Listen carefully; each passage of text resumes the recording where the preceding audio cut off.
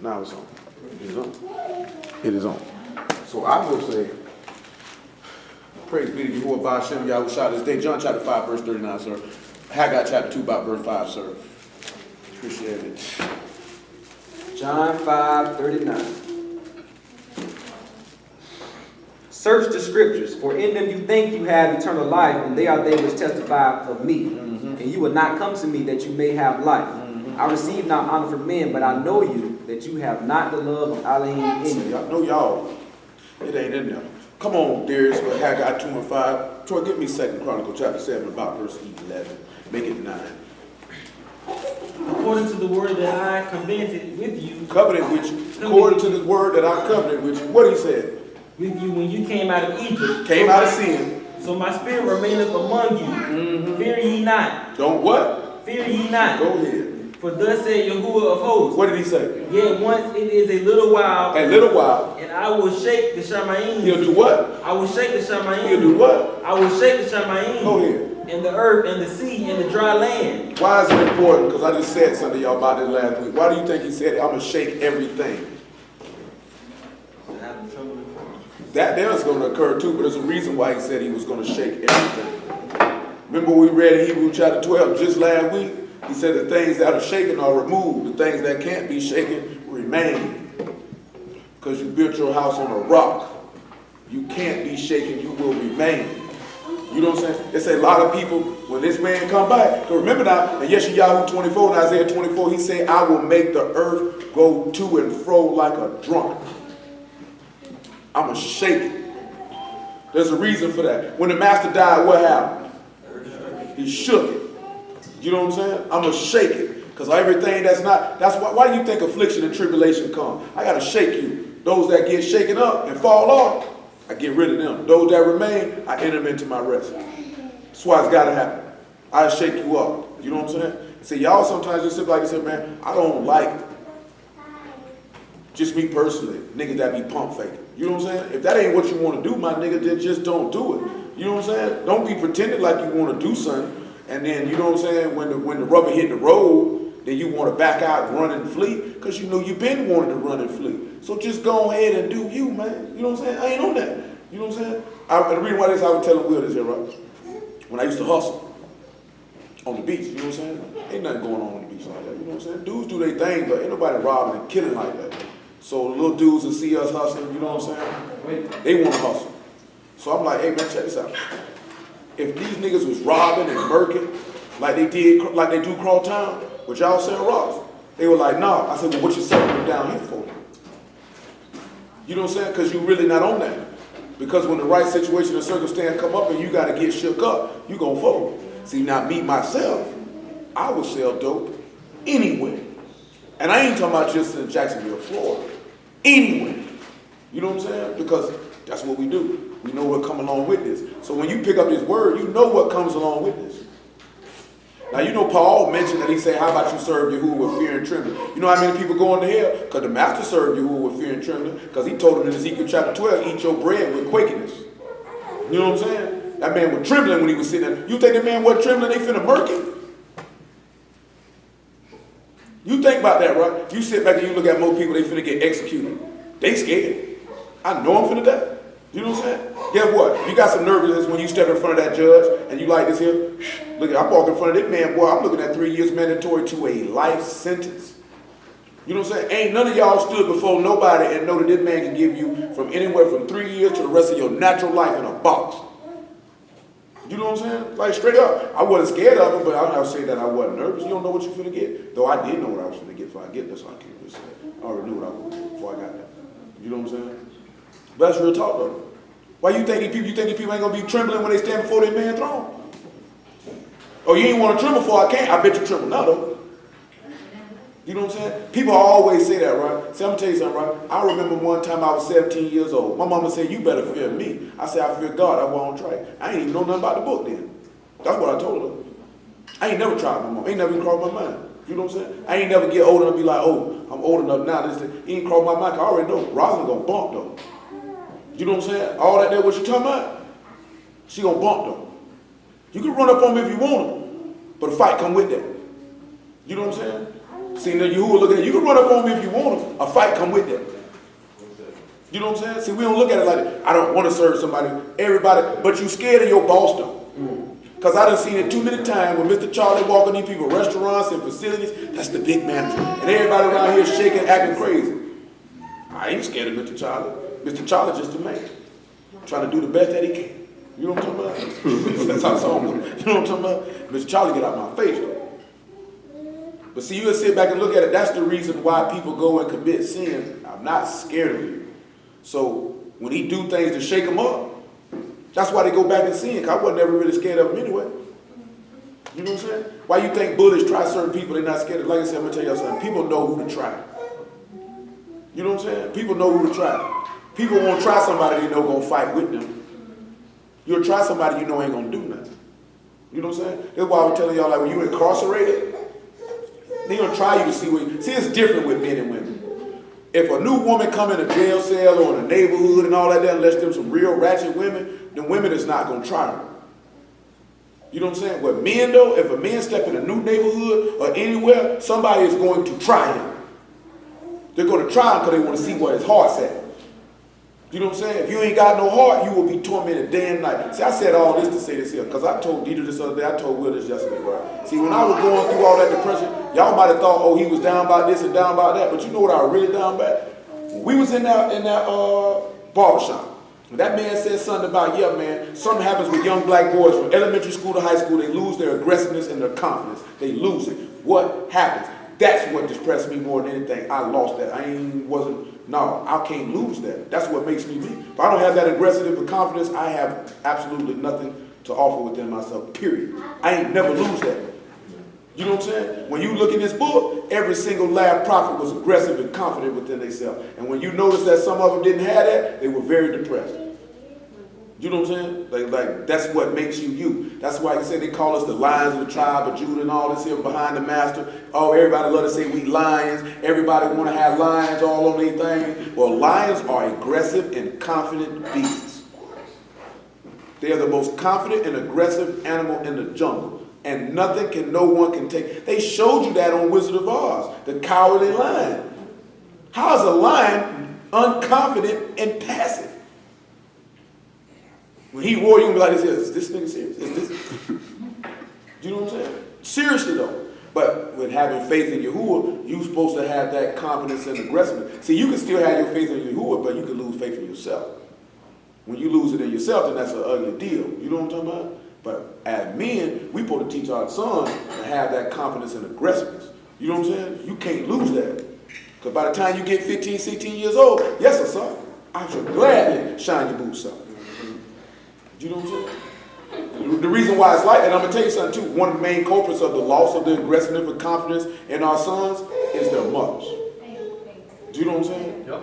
Because you snatch it up out of them. And it's really snatched up out of them from what they did to you in slavery. That was what Willie Lynch was trying to gum, to get you to have you, because you were so fearful of them people that you would want your son to act in a particular way. So your son, don't say that now, or don't do that now, or don't say this, or don't say that. And you would snatch that aggressiveness and confidence from him. Another reason for it is they daddies, because he ain't in the house. You know what I'm saying? But then on top of that, it's a lot of young busters out here who are procreating. You know what I'm saying? Who raid, they hold niggas. So guess what your son gonna be? It's in your blood. What I got yours? 2 Chronicles 7. 27. 7-9. 7-9. 2 Chronicles 7 and 9.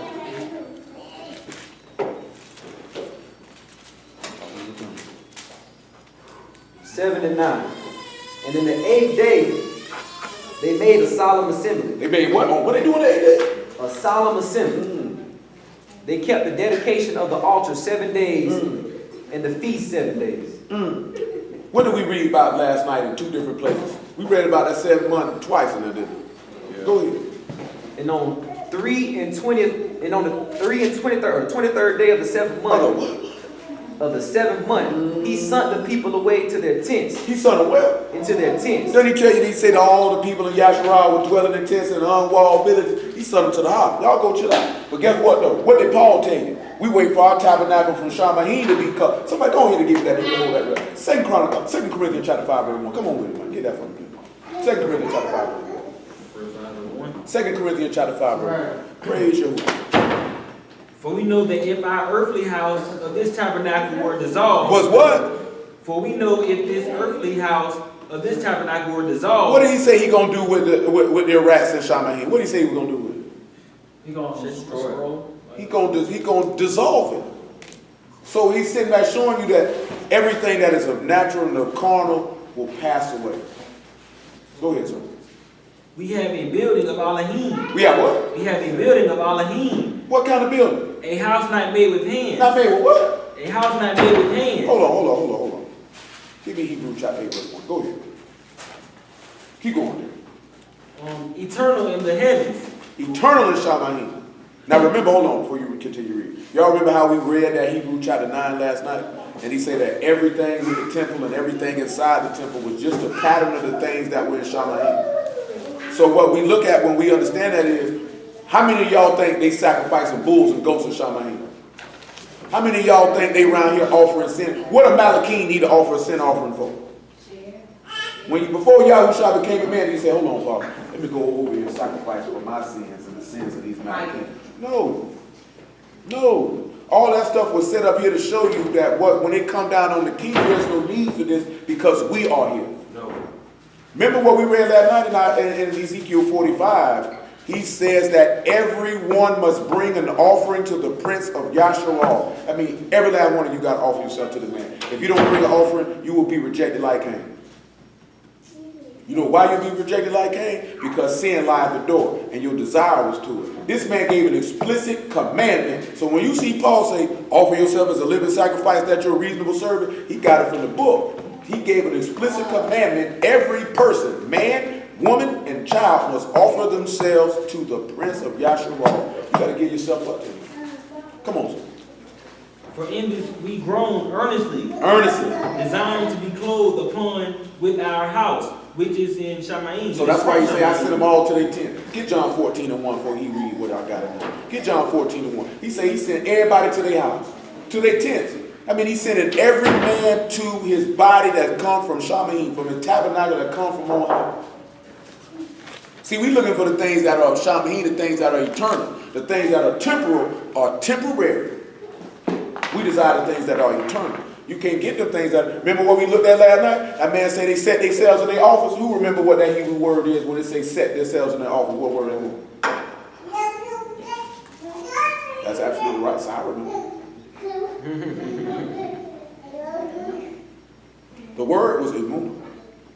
He said that those priests, when it says, when you read that 2 Chronicles 31 and verse 18, and he said the Levites sat in their offices and sanctified themselves in Kadesh. I mean, they sanctified themselves by their faith in Yahushua.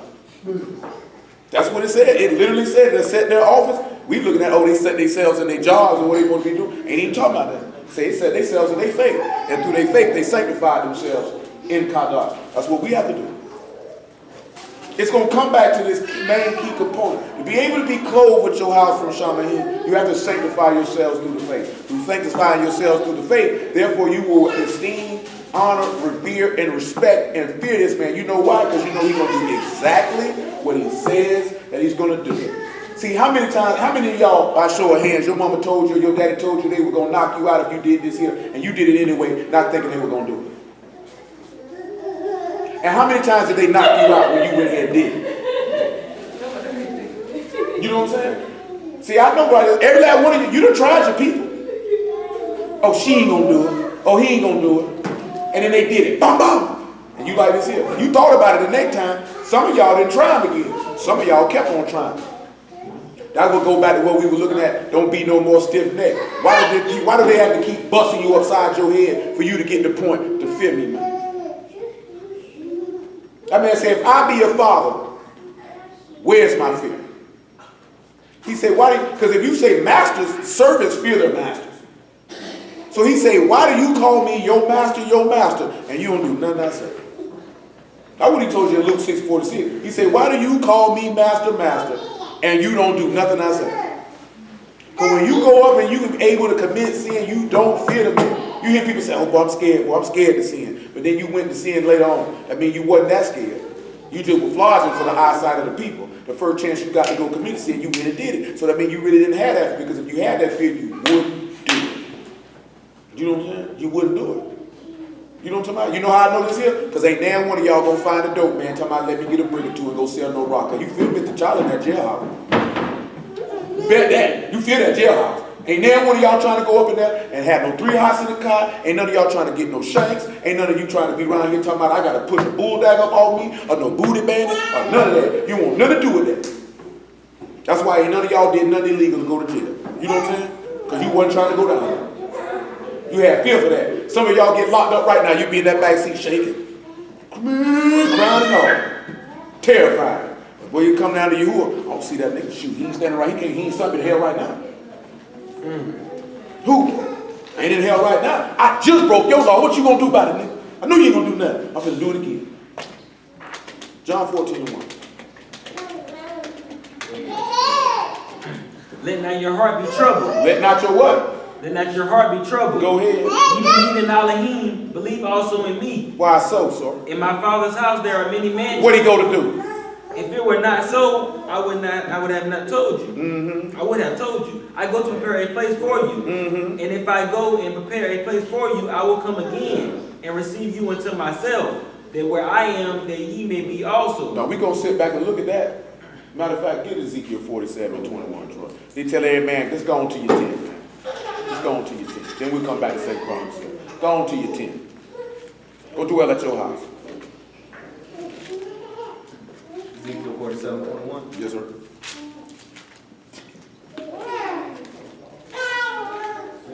Ezekiel 47:21. Listen what he say. So shall ye divide this land unto you according to the tribes of Yasharal. And it shall come to pass, you shall divide it by a lot for an inheritance unto you, to the strangers that sojourn among you, which shall begot children among you. They shall be unto you as born in the country among the children of Yasharal. Now, what do y'all think they're telling y'all, right? They're talking about the kingdom. I guess I got to go and kill 2 birds with 1 stone for a stupid nigga. You know what I'm saying? What you think they're telling y'all? Man, you think about Isaiah 56. Go on and get it for him. 56:6, Derek. Now, you sit back and he said he divided the land for him. That means everybody go to your tent, dwell there. Stay at your house, right? But he just said what they going to do, beget children. You think they going to be having babies in there? Because they gonna read that. See, they having children. See, he said they gonna beget children. Okay, we're gonna see if they gonna have some more. Come on, sir. Isaiah 56:6. Make it verse 3. Neither let the son of the stranger that have joined himself unto Yahuwah speak, saying, Yahuwah hath utterly separated me from his people. So he said they should never, that's what remember. Sit back and look what we looking at. We already read Deuteronomy 10 before we started. To do what? Love the stranger. For you were strangers in Mizraim. Read that again and look what he tell you to do now. It says, neither let the son of the stranger that have joined himself unto Yahuwah speak, saying, Yahuwah hath utterly separated me from his people. Neither let the Enoch, The eunuch. in the eunuch, say, behold, I am dry. I am a dry tree. Hold on. This is what he said. Don't let the eunuch say he a dry tree. Now why would the eunuch say he a dry tree? I'm going to show y'all something with that in a moment though. But listen to what he said, right? You ain't never supposed to let nobody that's outside the house of Yasharal feel like that they're separated from us, that they can't serve with. You ain't finna lead nothing. You know what I'm saying? Let that be known. You know what I'm talking about? You can roll now. Does that go back to like Isaiah 2 when he said Hey, y'all listen out for nation? Say that again, I couldn't hear you. So does that go back to Isaiah 2 when he said the nation shall come and said seek the law of Zion? Well, they gonna do that. He kind of went over that a little bit already. That they gonna hear for this right here. And I'm gonna read y'all something before I finish what you just asked me. That word for begat in that situation is a yalad. It means to bear, to bring forth, to begat, to gender, or travail. It also means of childbirth or distress. Even also wicked behavior. It also says to cause, to help, or to bring forth a midwife, to bear, bringing forth iniquity, or your birthday, or to declare one's birth. So when we sit back and we look at it, it shall come to pass, and when they shall beget children among you, and they shall be unto you as one born, We have Azarot, or that is a native. Among the children of Yasharah, they have an inheritance. The reason why we're looking into that, this is really showing us this is not talking about literal childbirth. Now, when you sit back and you look at them coming up like this here, this is a little different. Because he's saying, don't let them be separated, right? Read that again. Because all nations got to come up to Jerusalem. He told you that in Revelation 21. All y'all coming. Zechariah 14, he say, all right, come on up. You don't want to come up, you won't get no rain. Neither let the son or the stranger that have joined themselves to Yahuwah speak, saying, Yahuwah have utterly separated me from his people. Neither let the eunuch say, behold, I am a dry tree. Now hold this and come over here to Luke chapter 24 and 28, or 23 and 28, my podcast. Luke 23 and 28. He said, don't let the eunuch say he's a dry tree. Now I'm going to ask y'all something about Mashiach. Would you say that he was a eunuch? Yes. And what other you can read about that was a eunuch? Paul was not. Peter was. Peter had a wife. Yeah, I know one of them people. Before Paul. Who said that? No. Daniel was a eunuch. Mishael, Azariah, and Hananiah were eunuchs. And what was Daniel, right? He was a dry tree, but he had prophecy. A real dry tree, he hadn't reproduced. What's the So he's definition of a unit? a man that doesn't have celibate, or your penis has been removed. You know what I'm saying? That's what they want to do. Penis or your balls? The whole thing. Well, usually when they talk about making you a unit, they cut you short. I thought you just cut the sack off. I didn't know that. Yeah, they cut. Yeah, some of them cut the whole thing off, man. I never. No urination for you, buddy. Yeah, I was trying to figure out how you pee. Yeah, how'd you buy it? Okay. You're just scarred. Because most of the time they cut your testicles. What, cut your testicles? Yeah, probably did. Shoot, now I don't know. They like testicles. They might have kept that around. But No sweat with some. Keep this money in it. No sweat with some sex. hey, that was the way the Bobby did to her husband. I know y'all too young to know what I'm talking about. Yeah, I heard about that. Yeah, she had found him slinging meat with somebody else, so she waited till he was asleep, slid up in the bed, and put it on ice for him. They was able to attach it back on. I'd rather he throw hot grits on me. Hot grits stick. Yeah, let him stick. Let him stick. I prefer neither, but If I gotta go to Al Green or the Sloan, I'm gonna take the Al Green. Don't do me like that. That's rough. But in Matthew 19, right, he talk about it, he say, all men can't receive this same. Some men are made eunuchs of men. Some are eunuchs from the birth. And some are made eunuchs for the kingdom of Shamahim's sake. Let him that is able to receive it, let him receive it. Everybody can't be celibate. You know what I'm saying? Everybody can't do that. You know what I'm saying? When we're looking at Daniel being that eunuch, Daniel had authority over the whole realm. And what did they want to do? They wanted to try to kill that dry tree. Try to throw him in the lion's den and try to find all this fault against him. But he said, don't let the eunuch say he a dry tree, right? Look what the master say right here in Luke 23 and 29. But Yahushua turning unto them said, daughters of Jerusalem, weep not for me, but weep for yourselves and for your children. You see what he told them? You don't need to cry for me, because, hey, I'm good.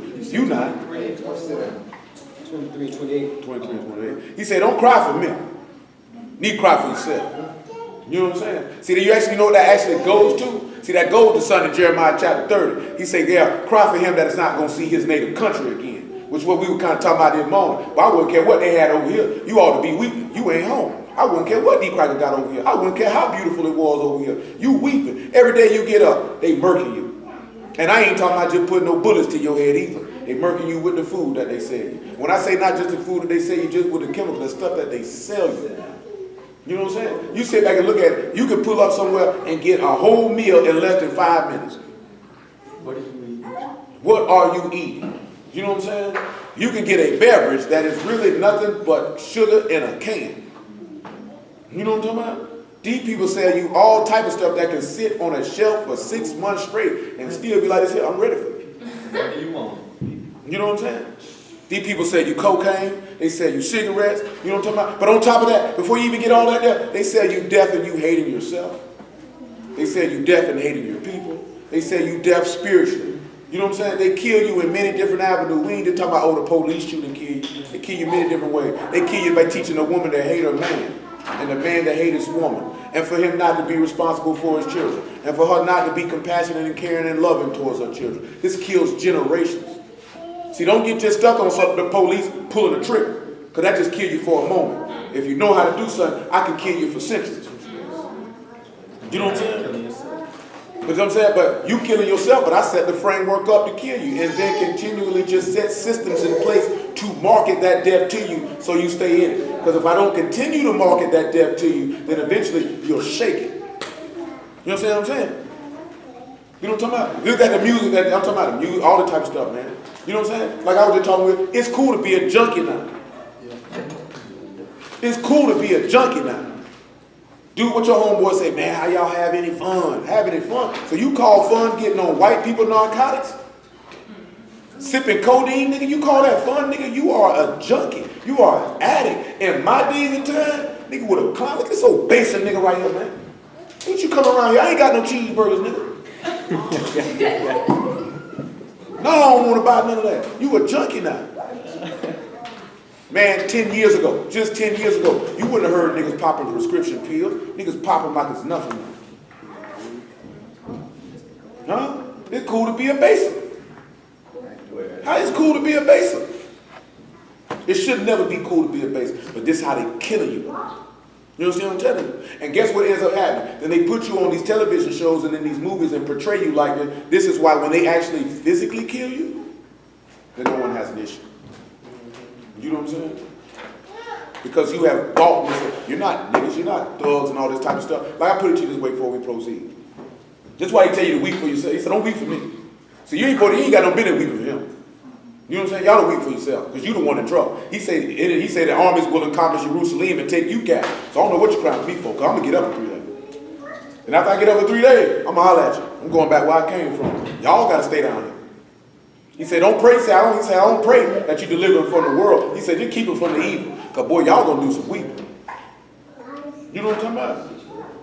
Let's just keep on going. I'm going to keep that to myself. He said, for behold, the days are coming in which they shall say, Baruch are the barren, and the wombs that never bear, and the paps which never gave suck. So he said, one day you're going to say, boy, it's a blessed thing, you ain't got no children. He said, it's a blessed thing, they say, you ain't never breastfed. He said, then shall they begin to say to the mountains, fall on us, and to the hills cover. We just looked at that last week, right? He quoted Yeshayahu chapter 2. See, if they would have known the book, they would have realized something. See, he's saying, boy, eventually you're going to say, blessed are those that ain't never gave suck, because these idolaters going to be running and hiding. See, they're going to shake and tremble here. You know what I'm talking about? You sit back and you look at Revelation 9, that man say, I brought all these plagues on these people. He said they still didn't repent of their idolatries, worshiping devils, murders, thefts, form. They still didn't turn. God don't. Now you got to be right, son. Well, you know you got to be. That's why he say circumcise your heart, be no more stiff in there. You know how stubborn you got to be that I up that fire and slap you with it, shoot you in your feet, shoot you in your knee, shoot you in your stomach. You still like F you, nigga. Well, I seen a picture of a dude in Miami got shot and killed, bro. He was laying on the ground shooting a bird at them niggas. You know what I'm saying? He was dead, and that's what you see. He was shooting a bird at. Now you like, I don't see you, man. You know what I'm saying? Now I'm gonna tell you something. I don't see Mr. Charlie. My heart don't pump no Kool-Aid, and he certainly don't put no fear in it. You know what I'm talking about? Straight up. You know what I'm saying? I ain't gonna go no further, but they can get it however they want it. You know what I'm saying? They can get it however they want it. I don't feel no man walking this planet. Fearing for what? Niggas bleed just like us. So ain't no need to fear. Niggas like to say, I'm gonna lose my job, my wife's gonna leave me. Let that stinking whore leave. You know what I'm saying? Straight up though. If I do this here, my husband's gonna leave me. Let that buster nigga go. You know what I'm saying? Make sure you help him pack. You know what I'm talking about? Make sure you need a bus ticket. You need to call me an Uber. You want me to call an Uber for you? I charge it to my car. Uber me, bitch. You know what I'm saying? Shoot, I get on Greyhound, boy. I think I can order a ticket right now. Please go. You know what I'm saying? Because you just scared. Don't leave me. Don't do this here. I'm going to fire you. You know what I'm going to say. What's wrong with you firing me? What's wrong with it? That's how you're supposed to sit back. But when people hear stuff like that's kind of rough, you shouldn't talk. Man, screw all that. That's the reason why our people is in so much trouble, because we're too worried about somebody's feelings. You only worry about people's feelings when it's a situation where you ought to actually take in consideration somebody's feelings. Every situation is not conducive to taking into consideration somebody's feelings. When you're dealing with what the truth is, people's feelings don't matter. You know what I'm saying? When you're dealing with an interpersonal relationship, people's feelings matter. You know what I'm saying? You got to know the difference. You know what I'm saying? If it's your friend, if it's your significant other, it's your children, then you should take into consideration their feelings on a case-by-case basis. But if this is what it is, this is how it goes down, I care about how you feel for it. Because you don't care about how you feel. Well, y'all, I think it would be better. Did I ask you that? Did I ask you how you felt? I just don't think that's right. That's why you're not paid to think. You got to realize something. He ain't said it in the word, but he kind of told our people that. That's why I don't pay you to do that. I pay you to do what I told you to do. I didn't ask you for your consideration. You know what I'm saying? Now, it's different now. It's some people, well, he didn't ask him. You know what I'm saying? He had Moses. So Moses, what you think? Yahushua, what you think? Abraham, what you think? You know what I'm saying? Well, he asked him. It's a selective few where you like this here. I'd like to hear your thoughts on this. You know what I'm saying? There's other times where you like this here. Oh, you ain't gonna do it. Don't worry about it. I'll kill somebody, get somebody who will do it. You know what I'm saying? It's the same way when the king was calling for his wife and she didn't want to come. He said, you know what? Don't even worry about it. I just get your stinking butt up out of here and I'll find me one who will. And that's how Esther was able to slide in, and that purpose was to save your people alive, because this man wanted to kill your people. And they would, but the difference between them is that when that man did that, they didn't fear the king. They said, well, we need to go pray to you and we need to do it right now. We need to get everybody to do it. You know what I'm saying? But listen to what he said right there. If they do these things in a green tree, what shall be done in the dry? What would make this tree dry? And why would he say a green tree? What do green trees do, sir? They produce fruit. They produce fruit. He said, now you sit back and look at it and say, they're going to do this in a green tree. He said, don't let the eunuch say I'm dry. He said, now what are they going to do in the dry? So you know what he's basically telling you? If they're going to do this to a righteous man, what you think they're going to do to a sinner? 1 Peter chapter 4, verse 17. Because we know Mashiach was, we got to realize something, right? When Mashiach was on the tree, he was a dry tree because he said what? I thirst. I thirst. Remember that when Samson said, he said, I'm so athirst. You know what I'm talking about? And what did he end up bringing up out of that? Water out of what? A skull. And where was the master killed at? Golgotha translates to the skull. You know what I'm saying? So what does it translate into? That water, but the living water, but the seal in your mind. The word is in your mind. Therefore you have water. 1 Peter 4 and 14. If ye be reproached for the name of Christ, happy are ye. If you be reproached for the name of Mashiach, blessed are you. Why, Kiefer? For the ruach of the glory of Elohim rest upon you. Don't you realize when you're dishonored for the word's sake, this man esteem rest on you? Now, how many of y'all, many people don't want that esteem. So they buck against it. Come on, sir. On their part, he is evil spoken of. But on your part, he's On your what? part, he is glorified.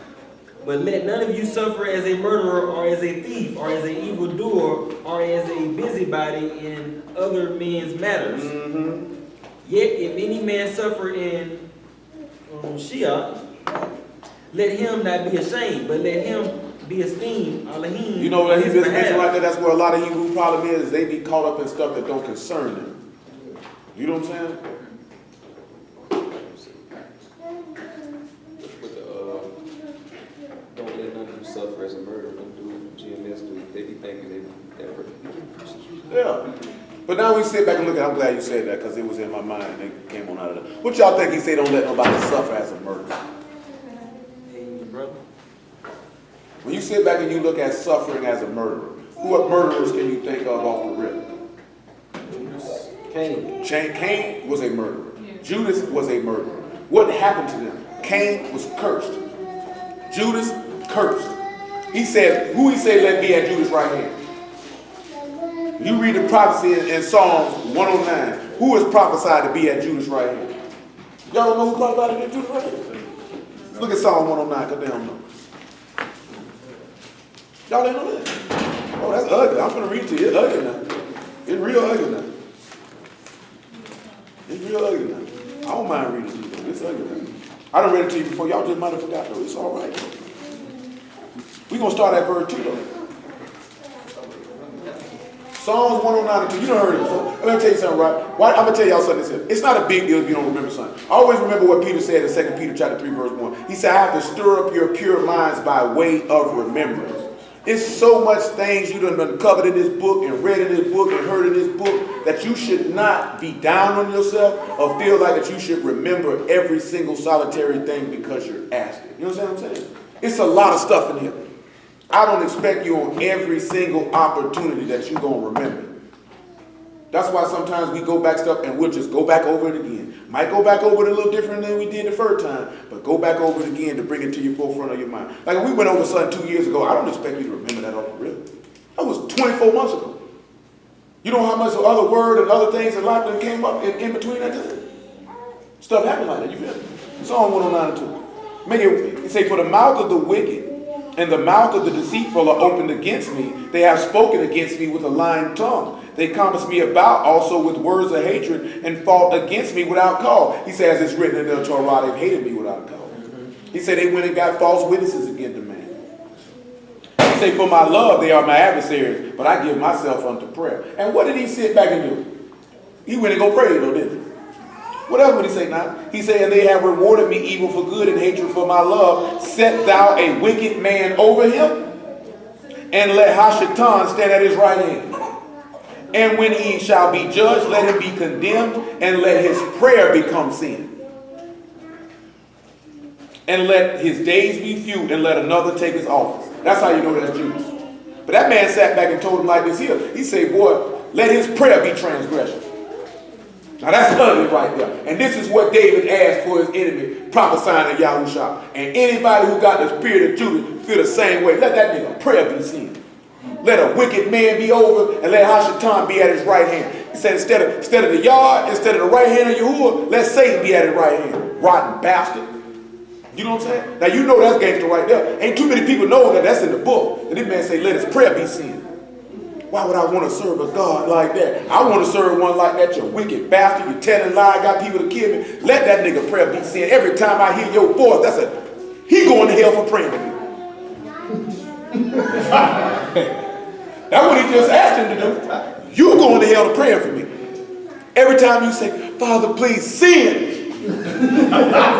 It's sin. Continual state. I'm talking about you have transgressed my instruction. You ain't got no business praying to me. I'm not offensive. It's an abomination. Why? He that don't want to hear this Torah, even in prayer shall be an abomination. You ain't want to hear my son. This is my beloved son in whom I'm well pleased. Or everybody say that, oh, you don't want to hear that eat pork. You're praying to, nah, nigga. You don't want to hear his son. Your prayer is an abomination. Everybody who denied a son, I'm offended by. How dare you? Don't you realize that man said you're supposed to holler at him? What you holler at me for? You couldn't go holler at Carlo Gambino. I know y'all know who that is, the head of the Gambino crime family. You couldn't go holler at him. You had to go holler at somebody else. If you ever seen Goodfellas, you had to holler at Paula, you had to holler at the Capo, you had to go to chain of command. Work your way up, and Gambino talk to them. I don't talk to you niggas. You know what I'm saying? Carlo Gambino ain't come down there and talk to no foot soldier, but talking to him for. I ain't got time to be fooling with that. That's what I hired you for. You know what I'm talking about? No, bro. No, let that prayer be a sin. I'm offended at you. Offended at 1 Peter chapter 4. That's why he said, don't let yourself suffer as a murderer now, because that's what you're going to suffer. You're going to be cursed. Your prayer going to be sin. A wicked man going to be over you, and Satan going to be at your right hand. That's your reward for suffering. That's what happens when you suffer as a murderer now. We got more examples of murderers. We hit them all though. We just hit the two you know about. Judas and Cain. You're going to hell. And your whole life will be miserable. Now that's good. And that's ugly for a murder. And guess what? You hate your brother without cause. Remember he said it. He didn't never say nothing. You couldn't hate your brother. He did something you mad at him. He said without cause. You ain't got no reason to be mad at this man. You know what I'm saying? He said they hated me without a cause. That means these people was going to suffer as a murderer. That's why he said let their blood be on their children. Oh, y'all suffering as a murderer. Y'all going to hell. Satan at your right hand, because what did he actually do for you to be mad with him?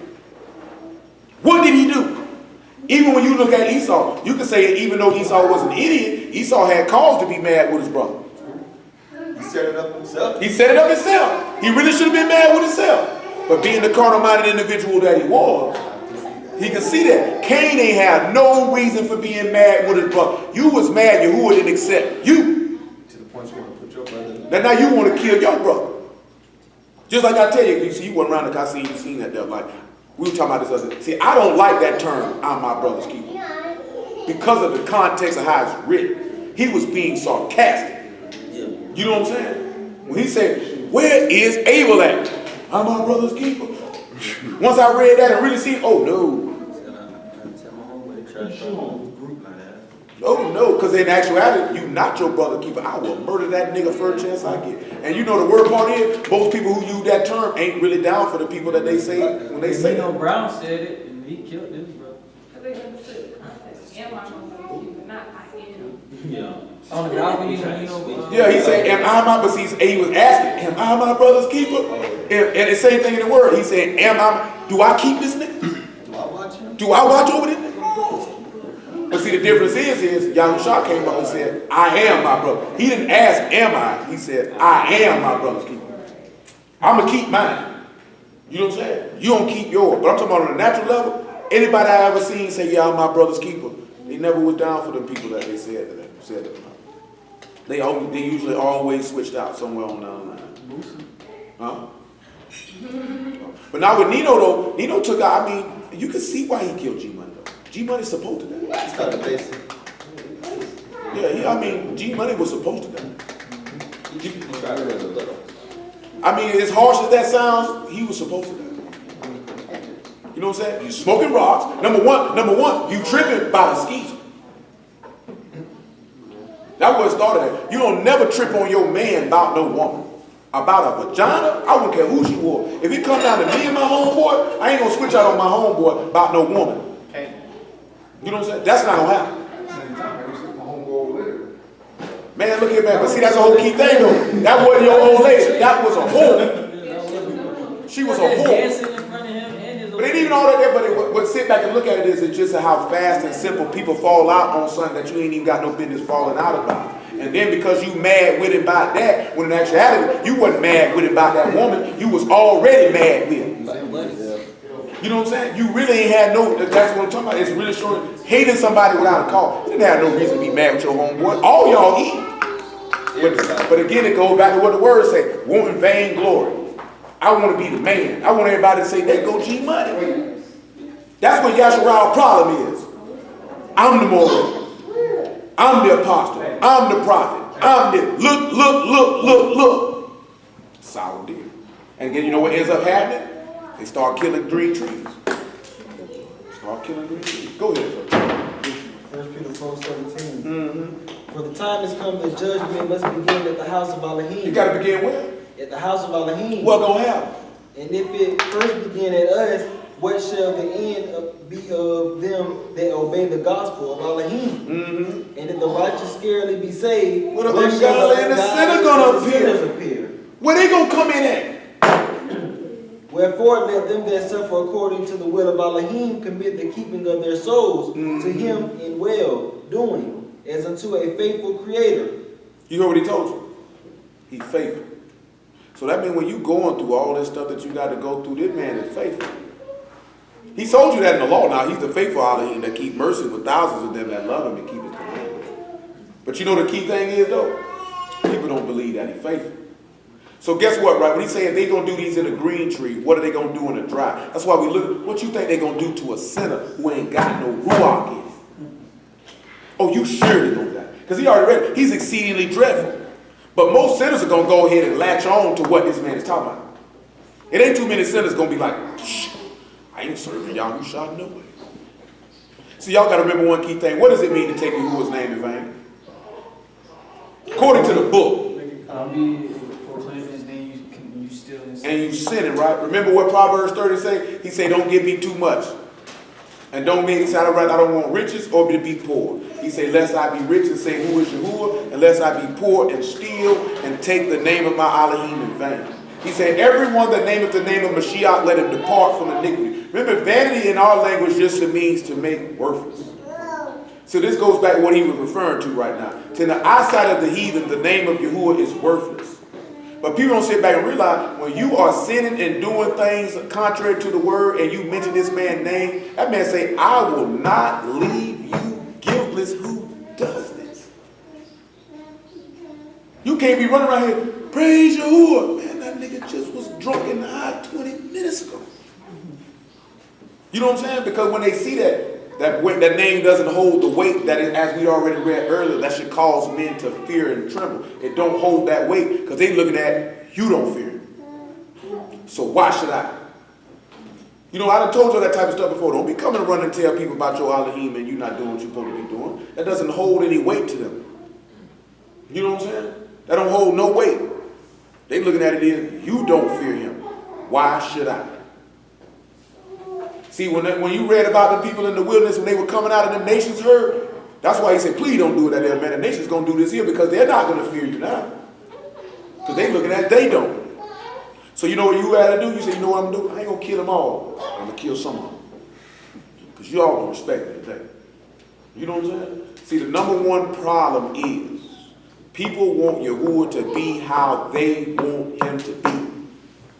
You know what I'm saying? People want his service to be how they want them to be. You know what I'm saying? They came at Moses that way. They came at Elijah that way. They came at all of them. They came at Jeremiah. Don't you talk against this place. Now, don't you speak that evil on us. That's what he said, right? When he was speaking against Shiloh, don't you speak that evil on us. Don't you do that now. You can't tell Yahuwah to be how you think he ought to be. Yahuwah is who he is. And he going to do what he do. And he going to move how he move. And you can get down or lay down. Where you at? 2 Chronicles 7. Finish Isaiah 56. How many of y'all notice that people make that statement, not talking about his service, let's put man to the side, and feel like that y'all should be how they want to. How many people you have heard people describe how they think God should be? You know what I'm saying? Now, how would you feel if somebody came and told you how you ought to be?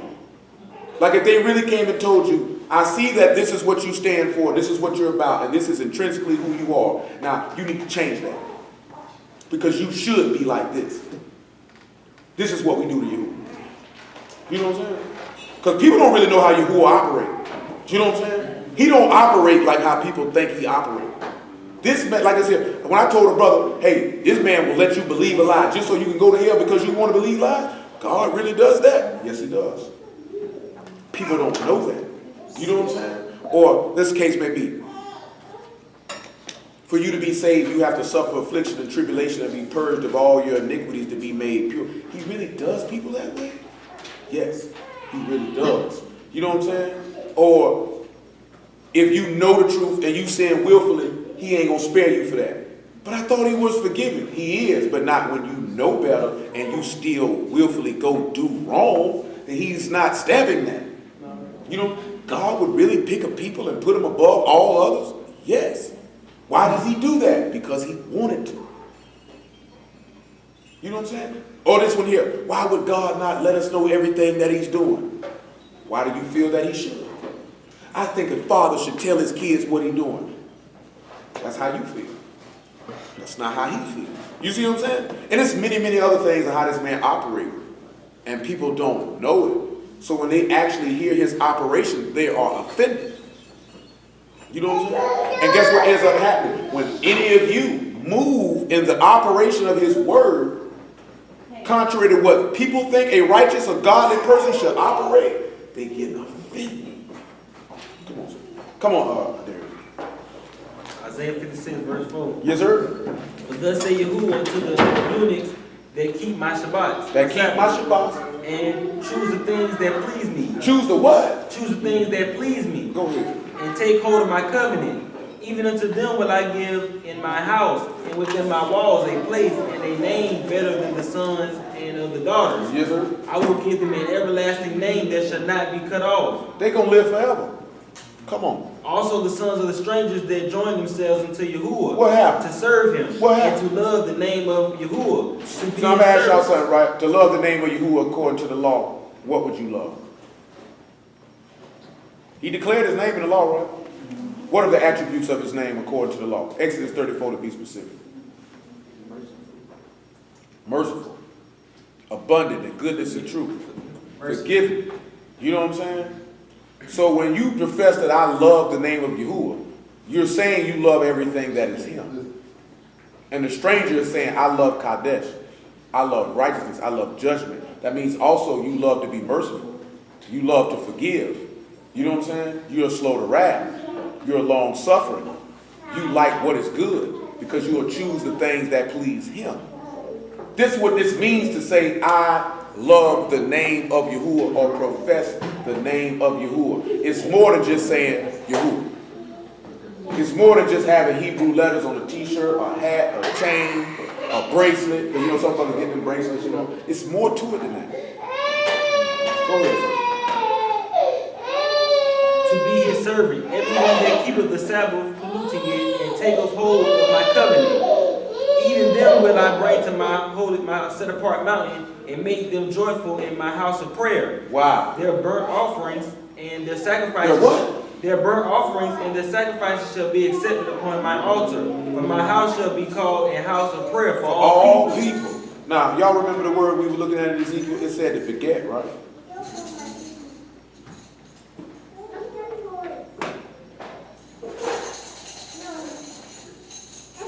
You in 2 Chronicles 7, correction.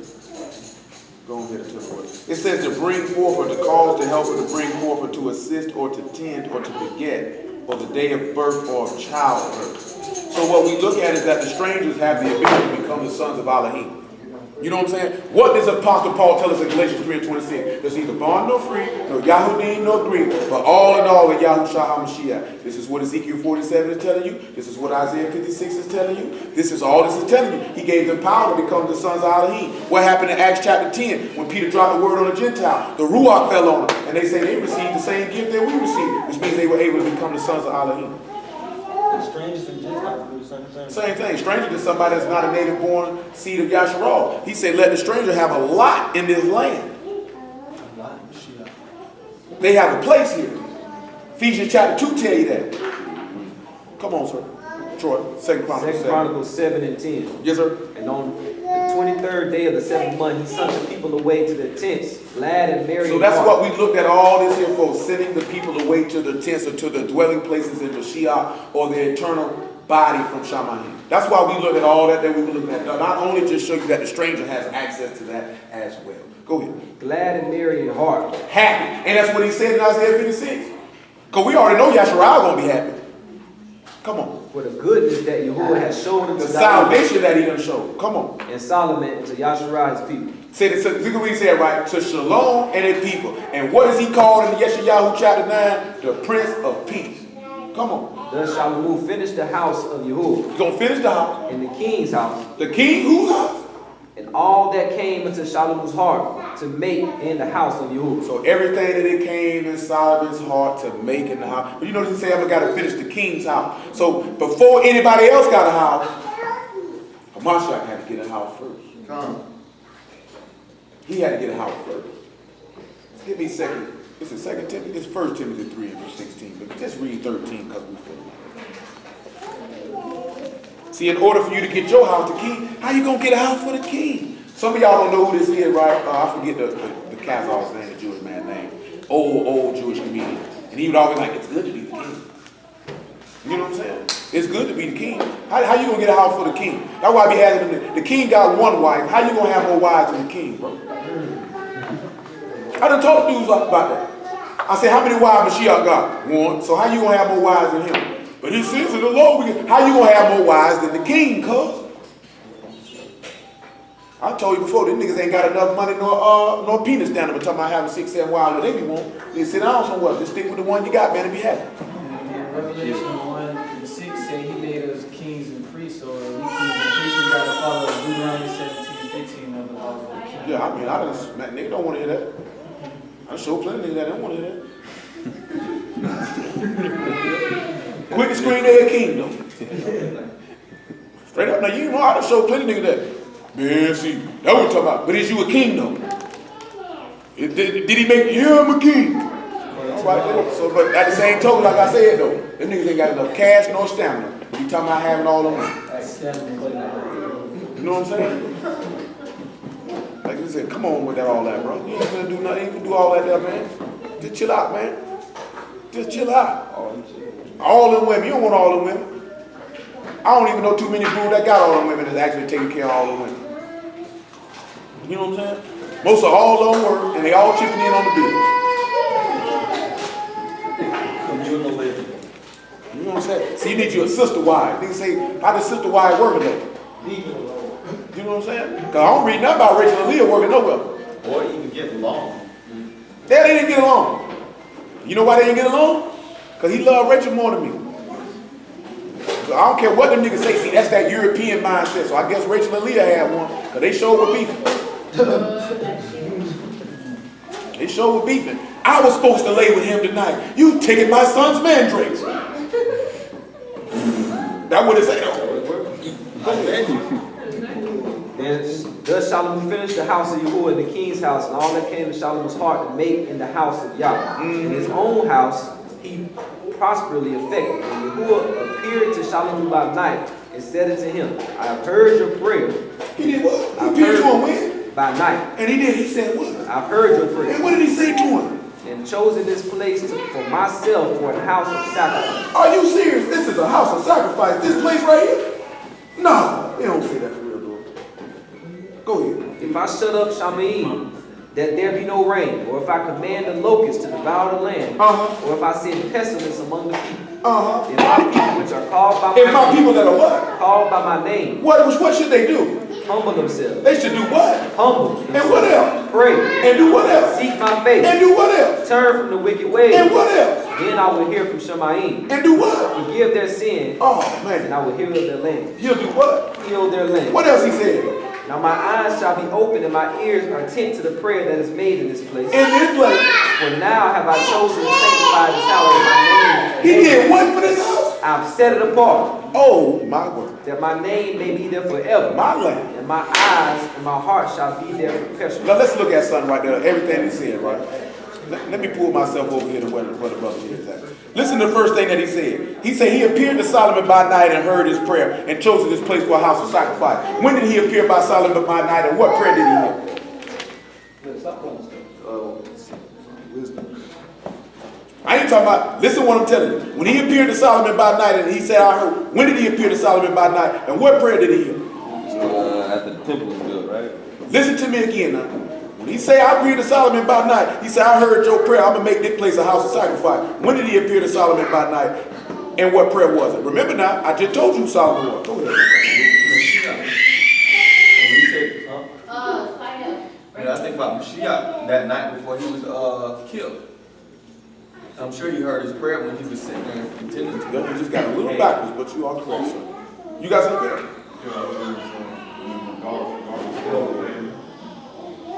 We're going to look at it two ways. First and foremost, because he said he appeared to him in vision by night. That's what he said, right? So if he appeared to him in vision by night, what he gave him, right? Got to give props, right? He said, I'm going to make this place a house of sacrifice, right? Give me Psalms chapter 16 and about verse 8. And sir, if you don't mind, please, could you give me Matthew 28 and verse 1? And then after that, I will read Romans 8 and 9. What we actually looking at when he appeared to Shalom by night, man, I appeared to him when I resurrected in front of the dead. That's when he made this place a house of sacrifice. It wasn't no house of sacrifice while he was living. He wasn't no house. And this again is going back to what we turn back and look at in Ezekiel. Ain't no sacrifices going on in this place. He the house of sacrifice. Idiotic niggas. You know not what you affirm nor speak. That's what Paul said. Yeah. Come on. What I got you with? Psalm 16 verse 8. Psalm 16 and verse 8. What does he say? I have set Yahuwah always before me because he is at my right hand. He's at my what? My right hand. See, that's the difference. See, the righteous and Yahuwah at their right hand. He ain't like Hashatan with them wicked people that murder and Hashatan at his right hand. Ooh, you ain't see that coming, did you? Come on. I shall not be moved. You shall not be what? Moved. Why do we think we read that stuff starting in Haggai about the shaking? I can't be moved. Come on. Therefore, my heart is glad. Glad. And my esteem rejoices. Rejoice. My Why? flesh also shall rest in hope. That's why he say, fear not him that can kill the body, but fear him that can kill the soul. My flesh rests in hope. What did Paul sit back and tell you? See, let me read this 1 Thessalonians 4 and 13 real fast. You hold what you got. Let me just run this real fast. He said, my flesh got hope. You need to hear this here. I'm going to read Romans 15 right behind it, so you need to hear this here. Listen what it tell you, right? But I would not have you ignorant, brethren, concerning them which are asleep, that you sorrow not, even as others which have no hope. Why these people ain't got no hope? Because they know they ain't got life in them.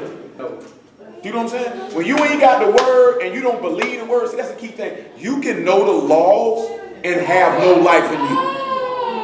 You know what I'm saying? The life is only produced through faith. He said it's the Ruach that quit. You got it too.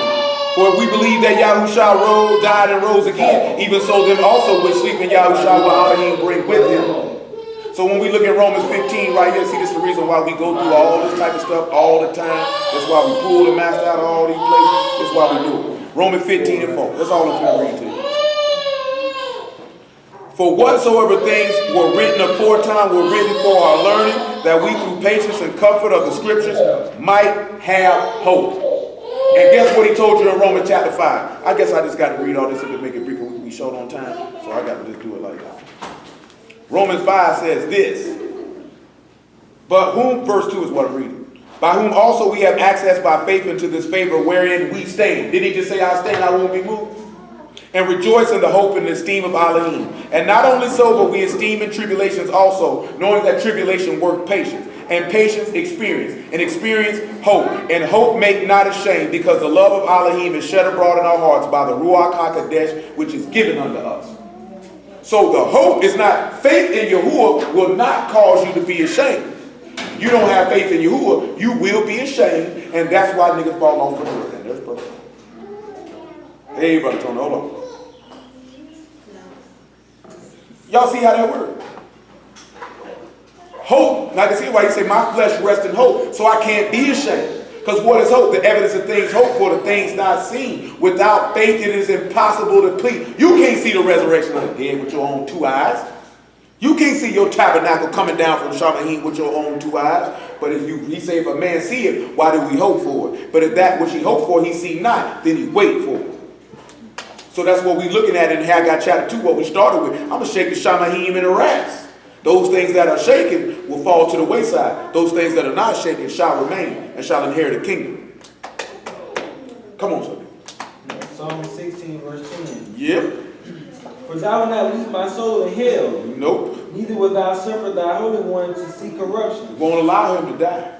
Thou wilt show me the path of life. Show you the what? The path of life. And what else? In thy presence is fullness of joy. Go ahead. In thy right hand there are pleasures forevermore. What are in his right hand?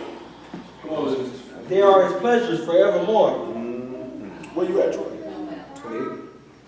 What's 28? Oh, Matthew 28. Matthew 28:1. In the end of the Shabbat, as it began to draw toward the first day of the week, came Mary Magdalene and the other Miriam to see the sepulchre. And behold, there was a great earthquake, for the Malach of Yahuwah descended from Shamayim and came and rolled back the stone. Stop right there. Darius, give me Genesis 1. Now notice, right? What do brothers argue? You know, his brothers that argue about when the day starts, right? Nah.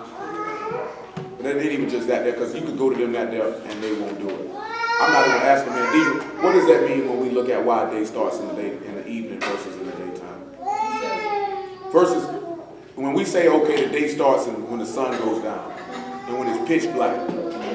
According to the plan of salvation, why would we look at it? Well, we just need to well, the Mashiach. Say that again. Yes, you said him dying. Absolutely. So that's what I ask brothers when they say that.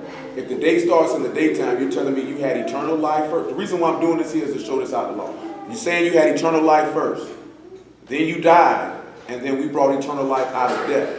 When Adam never had eternal life to begin with. Most Hebrews, I told a brother that, he said, you're philosophizing. I said, bro, I just showed you this up the book, bro. But the reason why we're doing that, because it says, as it began to dawn. And he said he came to Solomon in a vision by night. That's why we're looking at it. So when we read Genesis 1 and 1, we can get a little better understanding. Even though we're not going to go through all the stuff in Ezekiel like I wanted to, because I'm thinking most high willing, as long as don't nothing come in my head, I'm going to work this week by week. Maybe at least one day out of the week. Because I got something for them pearls, all the precious stones, and the high priest breastplate, and in Ezekiel 28, and on them gates. Almost I will, I'm gonna work that. I'm very curious. Yeah, been holding that for about 2-3 weeks. Been holding that for almost a month. We don't hit that. Go ahead. In the beginning, Elohim created the Shamayim and the rats, and the rats was without form and void, and darkness was upon the face of the deep. And the Ruach of Elohim moved upon the face of the waters, and Elohim said, let there be light. He said what? And Elohim said, let there be light. So he appeared to Mashiach in the vision at night. Because he said the word is, he said the law is light, the instructions are light. You know what I'm saying? He said, I'll leave a light in Jerusalem for my servant David's sake. You know what I'm saying? Because what is in dark, what light makes manifest. You know what I'm saying? The word brings light. He say, there's no vision to people what? So guess what? When they in darkness, there was no vision. So guess what that means? So when he said, let there be light, life came from death. This is simple. I don't see how these dudes miss that. It's very, very simple. Finish the verse, Darius. So again, the reason being why we're looking at this is now we see why they're coming to the sepulchre as it begins to lightly become, because this man is already gone. He's got to fulfill the law. He has to do this. Come on. And there was light. And Elohim saw the light that it was good. And Elohim divided He saw that it was what? He saw that it was good. So when he appeared to him in the vision by night, he said, I've heard your prayer. I've heard your prayer. I will accept this place as a house of sacrifice. So I'm going to read you Romans 8. Now I'm going to ask y'all, which prayer do you think it is that he heard? Specifically pertaining to this specific matter that we're talking about. There's 3 prayers that you can sit back and mention that he prayed for before or during his passion. You have the prayers that you read about in Matthew 26, and then the applicable ones in Mark and in Luke. You have the prayer that he made when he was on the stake. But then you have the prayer which is not in any other of the accounts but one. And that's John 17. That's when he prayed that we would be made perfect in one, and that he sanctified himself by the truth, that we might be sanctified by the truth, and all of these things. And that is the prayer that the Father accepted. You know what I'm saying? Because now your soul can be saved. Because remember how he wrote it in? He told the disciples, and he said, and all those that believe on me through your word. Because he said to make us perfect in one. He said, my house is a house of prayer for all people. He said he is the house. Now you can actually enter into this house, which is the house of sacrifice, where Peter told you, she seems to be happy. And when Peter told you what? That now you can make a spiritual priesthood that makes spiritual sacrifices on the altar of Elohim, acceptable to Elohim by Yahushua HaMashiach. Now you can actually enter into the house. You see what I'm saying? Now this is a house of sacrifice. Not only is it a house of praise, but it's a house of sacrifice. You know what I'm saying? Let me read this Romans 8. Now you see how simple that was. This is why I sit back and tell you, it seems like this stuff be really, really deep, but it's really not. It's very simplistic. You know what I'm saying? Paul said, don't let anyone corrupt you from the simplicity that's in the Mashiach. Stuff seems deep, but it's not. It's only deep when you look at it in a carnal aspect. Like, don't get me wrong, some stuff be like, whoa, I would never look at it that way. But what I'm saying is some people be like, wow, man, I ain't never heard nothing like that before. It's not that deep, bro. It's just sitting back, looking at the word, understanding what the plan of salvation is. Always realize that's what it's about. Understanding what was the plan that Yahuwah put into place by Yahushua to save his creation. And then it becomes to be a lot simpler. Romans 8. I'll read verse 6. Because the carnal mind is enmity against Elohim, for it is not subject to the law of Elohim, neither indeed can be. So then they that are in the flesh cannot please. I meant to read verse 6, my apologies. But I'll read 5. For they that are after the flesh do mind the things of the flesh, they that are after the Ruach, the things of the Ruach. For to be carnally minded is death, but to be spiritually minded is life and shalom. But the carnal mind is enmity against Elohim, for it is not subject to the law of Elohim, neither indeed can be. So they then that are in the flesh cannot please Elohim. But you are not in the flesh, but in the Ruach, if so be that the Ruach of Elohim dwell in you. Now if any man have not the Ruach of Mashiach, he is none of his. If Mashiach be in you, the body is dead because of sin, but the Ruach is life because of righteousness. So the earth was without form and void, and then he said, let there be light. You see what I'm saying? So now we see how he appeared to Solomon in a vision or a dream, because he appeared to this man to resurrect him from the dead. How did he appear to him by resurrecting him from the dead? By doing the same thing he did for Adam. By breathing in the Ruach HaKodesh in him, and now he became a quickening Ruach versus a living soul. You know what I'm saying? Let's go look, sit back in the other point we got to touch on this thing. So we look at the next thing that he said, right? He said that he has chosen this place to myself for a house of sacrifice. Well, when we look at Matthew chapter 20, you notice how the master said he made his life to be a ransom for many. And he say, you destroy, remember we read it last night, right? He said, destroy this house and I'll rebuild it in 3 days. This is the place that I chose for a sacrifice. So then you turn around and you see where this man sits back and says that he has chosen and sanctified this house that his name would be there forever. I come in my Father's name and you receive me not. He said, you will not see me again until you say, Baruch be he that come in the name of Yahuwah. That's what he told him. Now come on back to Haggai chapter 12. I know it took us a minute to get there, but we had to touch a whole lot of other things before we had to touch on what he was looking at. So when we look at the house, again, the literal temple was never about that race of stones and bricks. It was always about Mashiach. That's why he said you're a house fitly joined, stone upon stone, laid upon the chief cornerstone, which is Yahushua HaMashiach. We're building a house. That's why the house will be greater than the former house, because it will be a body of many members, or a house of many stones, made up of many kindred tongues and nations, a multitude which no man can know. Go ahead, sir. Chapter 7, 2 verse 7. Chapter 2, verse 7. Read 6 again. For thus said Yahuwah of hosts, yet once it is little while, and I will shake the Shamayims and the rats and the sea and the dry land. And I will shake all the nations, and the desire of all nations shall come. And I will fill this house with esteem, said Yahuwah. How did he fill that house with esteem? Remember how we read that thing say Shamahim and Shamahim cannot contain me. How much more this house? So when he say filling up this house with his esteem, what is he talking about? It's Ruach. Remember what the master said? Give me the esteem that I had with you before the world was. Fill me back up with that Ruach that I had from the beginning. And technically it's not limited to that one house. No. And so therefore the Shema. It can go anywhere. He can dwell in whomever. See, that's what you sit back and you look at before. He said, this house here can't contain me. Mashiach is not looking to contain and keep the Ruach for himself. He's looking to dispense it. He's looking to dispense it. You know what I'm saying? That's one thing I tell you. Look here, man. I want every last person I come in contact, especially everybody in this room on his phone, to receive. Why? You got dudes that'll hold information back. That'll be, give me Acts chapter 20, verse 25. They'll hold information back from people just to keep them up under them. You know what I'm saying? I'm not going to hold nothing back from them. I feel just like how Paul feels.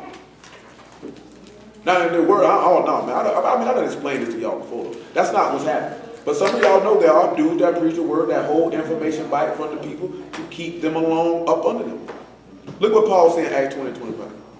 And now behold, I know that ye all among whom have gone preaching the kingdom of Elohim shall see my face no more. Wherefore I take you to record this day that I am pure from the blood of men. For I have not shunned to declare unto you all the counsel of Elohim. Take heed therefore to yourselves and to all the flock over the. You already said, I have not shunned to keep the counsel of Elohim from you. I ain't sat back and say I'm not going to give you. You know what I'm saying? That's why I be telling you, if you don't understand something, you got a question, man, you go ahead and ask me, let me know. I'm not going to keep the counsel of Elohim back from you. We hit some of the stuff you asked for too, except for the 44 chapter. It's Yeah, I was on going tape. to ask you that. It's on tape. 44 we ain't hit yet. I was planning on doing it today. Come on back to Haggai chapter 2. Matter of fact, I probably can work it in. Matter of fact, I am going to work it in. Come and put that in there about nigga cutting the blocks out of here. Because it's in there. Y'all didn't know that was in there. Because this is going to be the last time. Yeah, this is the last time a nigga come up. Be talking about Paul came up with that on his own. Because I'm going to show you Yahuwah said it. So when I show you Yahuwah said it, nigga ought to go to hell. Come on. I got 2 verse 8. The silver is mine, the gold is mine, said Yahuwah of hosts. Yes, sir. The esteem of the latter house shall be greater than the former. See, and this is what I was referencing when Brother Tony was asking me about it, and then he said, okay, I got it. Why is the new temple 10 times bigger than the other one? Because it's a greater house. And it's a house that has to encompass more people. Come sit down. More people. Give me Revelation 7 and 7. Troy. And we'll see why it says. And then go ahead and give me Ezekiel 44 and 15. Make it 14. Make it 12. 44 and 12. And we'll wrap him up. Rapping. So you don't want me to wrap a gift for you. I'm going to just get some newspaper. Because that nigga gonna be ugly. I ain't got good motor skills in my handshake. I'm real. I ain't got good motor skills, man. My hands be like this all the time. They be in prison, they be like, man, light me a cigarette for me, bro. They say, what your hands shaking for? My hands always shaking. Please let it know that I ain't scared of you. You know what I'm saying? I will uppercut you in your stomach right here, right now. Knee in your groin. Get you up off me. You might got a knife on you. We used to clown like that, you know what I'm saying? But your hands shaking. My hands always shaking. Come on. You don't notice it, it's something. 79. Make it 77. I want to hear what's 7. What's that? So that's the 144. 79. 79. After this I beheld, and lo, a great multitude, which no man could number, of all nations, kindreds, and all the people tongues stood before the throne, before the Lamb, clothed with white robes and palms in their hands. Well, now where would the throne be at? Wouldn't the throne be in the house?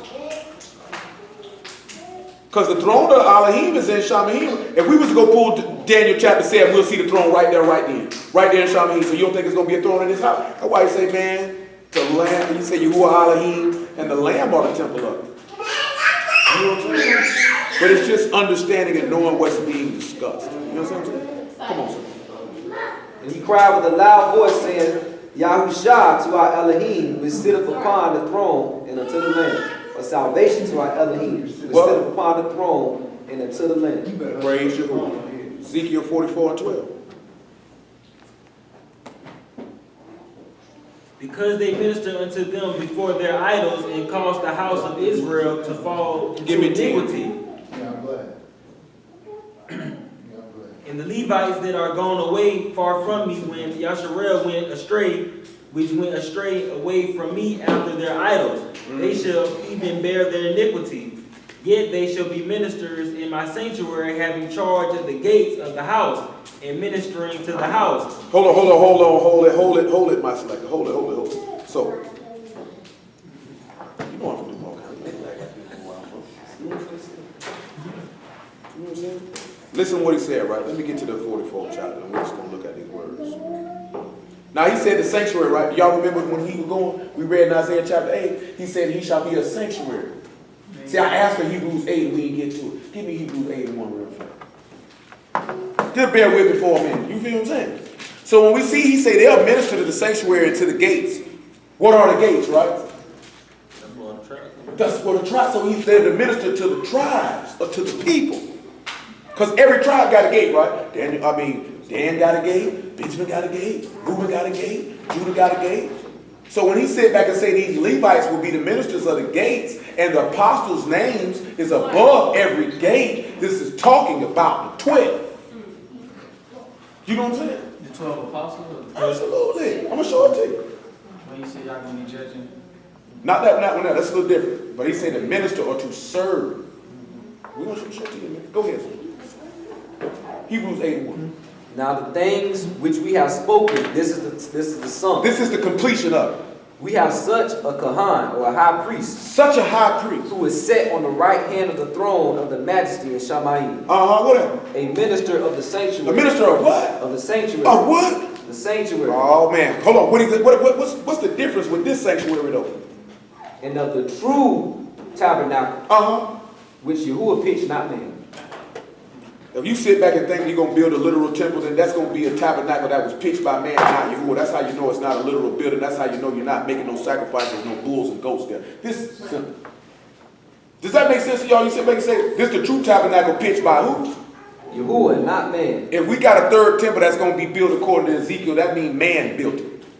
And it's not eternal from Shamahim, which means it's corruptible, which means eventually it will wither away and perish. Very simple to understand. Not difficult at all, would you say? And when we look at it, of course, now don't get me wrong. When you don't know the word and you don't have no one to guide you, then it looks like Greek, it looks like Mandarin Chinese, and all that there. But when it's somebody to guide you, be like, man, this is not hard at all. You know what I'm saying? This is very, very simple. And that's how it's supposed to be. This word is not supposed to be complex and confusing. It's only supposed to be complex and confusing to sinners and unbelievers. So always remember, if somebody tell you they're confused, what are they telling you? And they are the devil. And they are the devil. And they are the devil. Because remember now, shalom means to destroy the altar of confusion. You know what I'm saying? To destroy the authority attached to chaos. Chaos ain't nothing but confusion. Who got authority over chaos? The devil. Someone say, I'm confused. That's Satan children right there. Y'all children ain't never confused. Remember I told y'all a couple weeks ago, there's a difference between not understanding and being confused. There is a difference. Don't think because you don't understand something that you're confused. I don't mean you're confused, I just don't understand. There's too many times when the apostles came to the master, we do not understand what you just said. What does that mean? Could you elucidate on that for us? And then he did it, and then he's like, okay, I got it now. Being confused meaning you don't know up is down, and down is up, and right is left, and you don't know where you're going and what you're doing. That's the difference. And I don't think none of y'all be confused, you just don't understand. You know what I'm saying? Don't let you don't understand make you think you are confused. But that's the adversary to make you just be like, well, just screw it, I ain't gonna never get it. Don't let him do you like that, nigga. You know what I'm saying? Because he's a buster, he do stuff like that. You know what I'm saying? Now let me pull something up. What I was going to pull up? In Ezekiel 44. We started at 10, right? Now you say the Levites that are gone far away from you and they went astray and had their idols. You say they'll have the charge at the gates of the house, ministering to the house. And they will slay the burnt offering and sacrifice for the people, and they shall stand before them to minister unto them, right? Now let's go look at something in Revelation 21. Because remember now, we have to remember that. Ezekiel 48 verses 31 through 35 tell you about the 12 gates and what a tribe's gates are. We know Revelation 21 and 12 and 13 tell us the same thing. So when we look at these gates, we're looking at their ministry. Why would they minister literally to gates for? What's the purpose of you standing at a gate and serving a gate? You see what I'm saying? That'd just be like, that time like I said, she got a plate full of food, I'm serving the door. Come get your cookies and milk. That don't make sense though. But when you look at it on a natural level, that's what you're looking at. They're serving the gate. No, they're serving the people. They're just coming through. Because we didn't read in the top of that chapter where he say that the prince will come in here and the people will come in on the Shabbats and the new moons and this, that, and the third. That's why I'm mentioning that. Just to put it in a natural sense, because in a natural sense, that doesn't make sense. If she's standing there with a tray of food at the door, say, I'm just waiting to serve the door. Door, would you like some water? Would you like a sandwich? You'll stand back and walk past her and think she's outright insane. You know what I'm saying? But people see our word and they look at that and then they go back and look at some people are crazy. You know what I'm saying? What, 21 and what? What verse I want to do? You said 21 and 12? 21 and 14. But you can read 12 though. Matter of fact, you can read 11. You ain't gonna hurt nothing. Revelation 21 and 11. Having the esteem of Elohim and her light was like unto a stone most precious, even like a jasper stone, clear as a crystal, and has a wall great and high, and had 12 gates, and at the gates 12 Malachims, and the names written thereon, which are the names of the 12 tribes of the children of Yasharel. On the east 3 gates, and on the north 3 gates, and on the south 3 gates, and on the west 3 gates. And the wall of the city had 12 fountains. Foundations. And what are those foundations? And in them the names of the 12 apostles of the Lamb. So this is the apostles. And it's amazing how we can find the apostles all over the place. But do you see how that's saying that because there's only 12 gates. So that means, how many Levites? You think he's going to have 14, 15 Levites standing at the gate? Come on back to Ezekiel 44. Where we start at? Verse 11. Verse 12. Verse 12. Hold on. You see how they say they'll slay the burnt offering and the sacrifice of the people? That's what we're going with. What do you think that means when he say, if this is the apostles, and they will slay the burnt offering of the people, the burnt offering, what do you think it could mean? When we look at slaying this particular purpose, it's shakat. And you know what it means? To kill, to slaughter, to beat. To slaughter, a person in human sacrifice, beaten. To be slaughtered, to be slain. So, sacrifice. So, but how would the apostles go about slaying the burnt offering? I'm going to show you how they're going to go about slaying the burnt offering. Hosea 6 and 6. You got it? Hosea 6 and 6. I'm going to show you how the apostles going to slay the burnt offering. You give me John chapter 17, though, about verse 20. What you doing, girl? What you doing? One of my dances. Obviously nothing to do.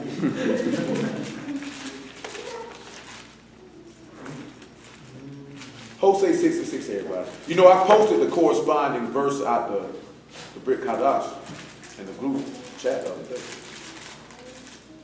What is Hosea 6 and 6 about to tell you? Listen what he said. For I desired mercy and not sacrifice, the knowledge of Elohim more than burnt offering. But they like men have transgressed the covenant, there have they dealt treacherously against me. Okay, I missed what I wanted. Keep going, bro. Gilead is the city of them that work iniquity and That's polluted right. blood. Tell me what verse 3 says. Then shall we know if we follow on to know you. My bad. My bad. It was verse 5. Therefore have I hewed them by the prophets. I have slain them by the words. He did what? I have slain them by the words of my mouth. And thy judgment are as the light that go forth. John 17 and 20. So you seen that, right? He say, I've slain them by the words of my mouth. These apostles are supposed to slay the burnt offering. You know the offerings is the furnace of affliction. What did Paul tell you? See, man, be a partaker of the afflictions of the gospel. You know what he's doing? John 17 and 20. Neither pray I for these alone, but for them also that which shall believe on me through their words. So the apostles was the ones slaying the burnt offerings because they were slaying you with the words of their mouth. They were slaying you with Yahuwah's words. People have to cut you from your spirit. Praise you. That's what Their mouth shall come out of their mouth. Do you know what I'm saying? Check it right. Now, when you saying that, I'm about to say to the word, people have to cut your spirit. That's why I say I put Hebrews 4 and 12 in the chat the other day. That's the corresponding. What do you slay an animal with? A knife. That's what they A two-edged sword. I'm slaying the burnt offering with the word. So he's saying, all right, before they go to the gate, they already gonna be there. That man say, I desire mercy, not sacrifice. Knowledge of Elohim, their burnt offering. You the burnt offering. And if you in the kingdom, then guess what? You already been slayed with the word. You already been made a burnt offering. This is about what the apostles were going to do to preach the word. Absolutely. Praise be to you. Word is good. You know what I'm talking about? And it's right. Whatever they're talking about. Come on, finish that verse where we at. Verse 12. Yes, sir. Ezekiel 44. Look, mine. Look, mine. Come holler at me, man. Because they minister unto them before their idols and caused the house of Yasharel to fall into iniquity. Therefore have I lifted up my hand against them, said Yahuwah the Elohim, and they shall bear their iniquity. And they shall not come near unto me to do the office of a priest unto me, nor to come near to any of my Kodesh things in the most Kodesh place, but they shall bear their shame and their Why you abominations. think the master told him you can't go where I'm going? You can't come where I'm going. Come on. Which they have committed. But I will make them keepers of the charge of the house, for all their service thereof. Now we're going to look at keepers of the charge of the house. Hey, baby. Hey, side. I can't get you right now. We look at keepers that say shamar, to keep, to guard, or observe, or to give heed. So that's people that kept the word. See what he's talking about with the priest. This is what he gave. He gave the word to the apostle. Now charge is this. Mishmereth is to guard, the charge, the function, obligation, service, or watch. Keeping, preserving, charging, injunction, or office. They are keepers of the body. That's what the apostles were to do, right? They were the ones that were to watch. Because remember, what is the house? He said that we read it in Hebrews chapter 3 last night. He said, whose house we are. So the preacher's job is to keep the charge of the house or to watch over the house of Elohim. That's what Peter said. Watch over the flock of Elohim, not by taking, I forget the exact thing he said, but not with being lords over the Elohim's heritage or taking the oversight by constraint, but willingly. You know what I'm saying? So it be an example to the fleet. You got a lot of dudes, right? Even with the clown nigga you see in him in clown. They really want to sit back and I want to take it over and I want to manage on these niggas. He said, he said, I'll give you pastors according to my heart, and they shall feed you with knowledge and understanding. They have to watch over the house. You know what I'm saying? Their job is to keep. That's where he raised up the apostle. He say, I chose you. You didn't choose me. I ordained you that you should go bring forth fruit. Ain't that what he said? Come on with it, there. We got to speed him up a little bit before the African lady comes in. But I will make them keepers of the charge of my house for all the service thereof, and for all that shall be done therein. See what he said now? Hold on, what he said now? But I will make them keepers of the house, keepers of the charge of the house for all the service thereof, and for all that they shall be done therein. But the priests and the Levites, the sons of Zadok, that keep the charge of my sanctuary, when the children of Yasharel went astray from me, they shall come near to me to minister unto me. Remember what does Zadok name mean? You remember what it means, Latin? Righteous. Yeah. And what did he call Yahusha? But not only that, he would call, he said the just one. If he called the just one, he's the righteous one.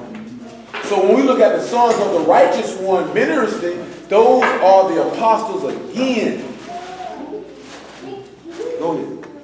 Hold on. Hello? Oh, what's up? Hey, I'm gonna hit you right back. My homeboy was talking about how he put a pick up.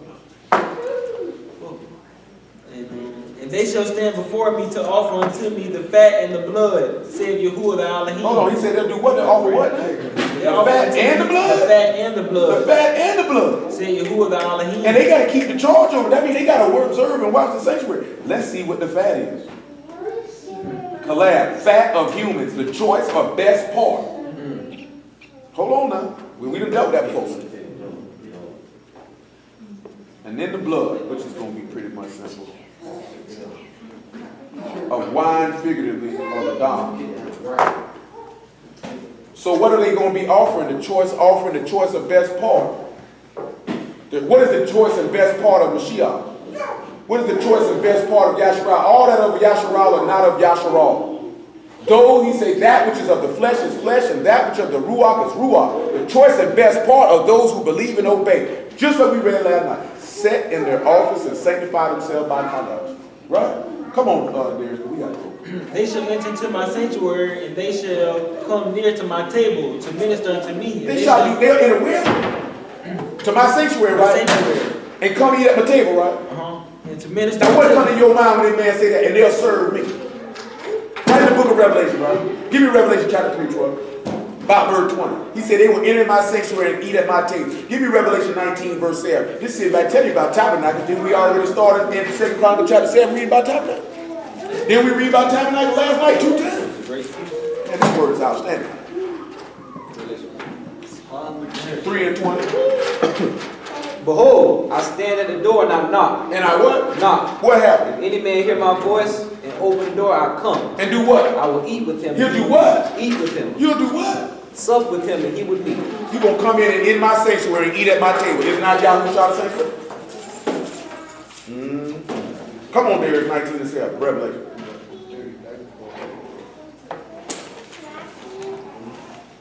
Let us be glad and rejoice and give honor to him, for the marriage of the Lamb is come, and his wife hath made herself ready. And to her was granted that she should be arrayed in fine linen, clean and white. Fine linen what? Clean and white. For the fine linen is the righteousness of the saints. The righteousness of the Kadeshim. Hold on, y'all. I'm going to finish with Ezekiel 44 because I'm already there. Where we stopped at? 16. We in verse 17, right? Ezekiel 44. We'll drop the pictures in there. It shall come to pass that when they enter in at the gates of the inner court, they shall be clothed with linen garments. And no wool shall come upon them while they minister in the gates of the inner court and within. You just read about it. Fine linen is the righteousness of the saint. You're not coming into Mashiach with that wool on. Remember when we looked at not mixing linen and wool? What was that telling us we were not to do? Not to mix with the spiritual. Don't mix the flesh with the spirit. Then we just read that in Romans chapter 8. And get what he said back telling you, you coming in the court, you coming my son, you come with linen on, you come with that faith, you put that corner stuff up, don't you come here with no wool on. Don't you come in here with it. He said they shall have linen bonnets upon their heads, which is a turban. And guess what would be in that turban according to the law? What's on that turban according to the law for the priest? The name of Yahuwah. What does Revelation chapter 22 say be in your forehead? Name of Yahuwah. And they shall have linen breeches upon their loins, and they shall not gird themselves with anything that cause sweat. And when they go forth into the other court, even to the other court, to the people, they shall put off their garments wherein they minister, and lay them in the Kadesh chambers, and they shall put on other garments. They shall not sanctify the people with their garments. Neither shall they shave their heads, nor suffer their locks to grow long. They shall wholly poll their heads. Neither shall any priest drink wine when they enter into the inner court. That's the law. Now this part right here in verse 20, that's not in the law. That's not in the law. You don't read nothing about him telling them about don't let their locks grow long nowhere in the law. You don't read that nowhere. You know what I'm talking about? You do read him when he tell you in Leviticus 21, ain't no priest got no business going to my inner court sipping no wine. That's why the master told you, I will not henceforth drink this fruit of the vine till I drink it new with you in my Father's kingdom. Man, I'm about to go in the sanctuary, man. I can't be sipping no wine, man. I'm a high priest. I can't do that. That's against the law. He said, neither shall they take for their wives a widow, nor her that is put away, but they shall take maidens of the seed of the house of Yasharal, or a widow that had a priest before. See, this is why Mashiach had to come die, because you became a widow. I can take you now. I can't marry no whore. No, we don't went over it before, but it's been a while. You know what I'm saying? I'd have to sit back for y'all ain't never heard it, because I can't remember what video it's on, so I'd have to literally show you. If I remember what a video is, or what the name of it, then I tell you, just go watch that. If I can't remember it, you're just going to have to holler at me. You know what I'm saying? A lot of times, I don't. You know what I'm saying? So you just. And he said, they shall teach my people the difference between the Kadesh and the profane, and cause them to discern between the unclean and the clean. So we're supposed to show you what's right and what's wrong, what's filthy and what's not, what's set apart and what's not. That's what the apostle came to do. That's why he said, we ain't give you no commandment that the master ain't give us.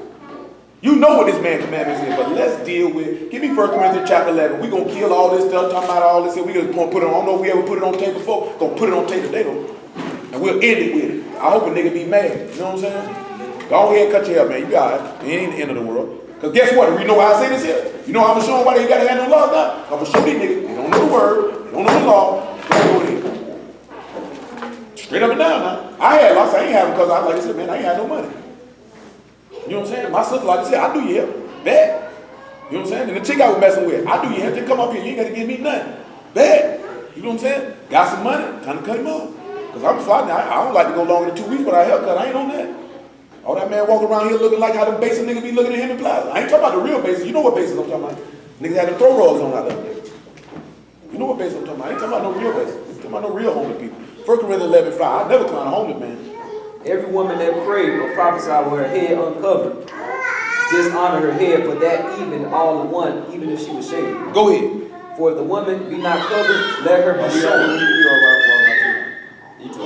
Go on what we need to do. Tell us the verse. Does not 14. Does not even nature itself teach you that if a man have long hair, it is a shame unto him? That's what Paul speaking his own opinion. That ain't in the law. Come on. But if a woman have long hair, it is esteemed to her, for her hair is given for a cover. If any man seem to be contentious, we have no such custom. See, they said right there, if anybody seem to see, we don't have that custom, right? Now I'm gonna just swing back to Ezekiel 44, and I'm gonna read you certain verses, right? So y'all know who's talking. Hold on, just give me a second. Verse 2 says, thus saith Yahuwah unto me. So this is who's talking to Ezekiel, right? Hold on, let's get another one. Let's find another one. In verse 5 it says, and Yahuwah said unto me, son of man. Hold on, let's find another one. Verse 6 says, thus saith Yahuwah Elohim, O ye house of Yasharal. Hold on now. Hold on now. Let's just make it clear. Verse 9 says, thus saith Yahuwah. I just told this nigga I called him back. This nigga called me. Now that's got the other calls on hold. Black people. I'm gonna wait today. Thus saith Yahuwah Elohim, no stranger uncircumcised in heart, nor uncircumcised in flesh. Again, this is Yahuwah talking.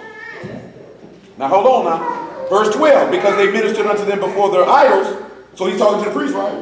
Hold on, let me say it further down. I have lifted up my hand against them, saith Yahuwah Elohim, they shall bear their iniquity. They shall not come near unto me to do the office of a priest. So all of this what we're talking about, even in verse 15, saith Yahuwah Elohim about offering the blood and the fat. So this is Yahuwah talking. So what does the word Torah mean?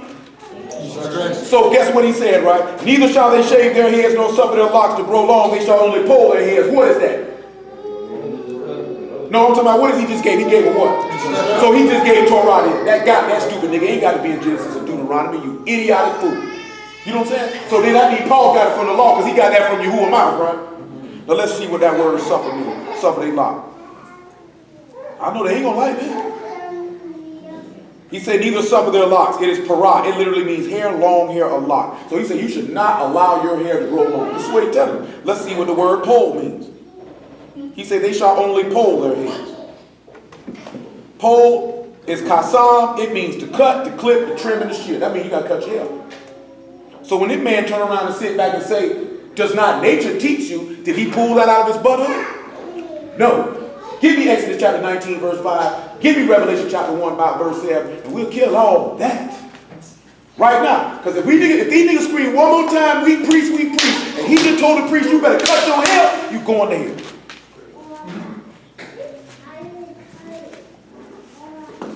Exodus 19, verse what? 5. What do you say?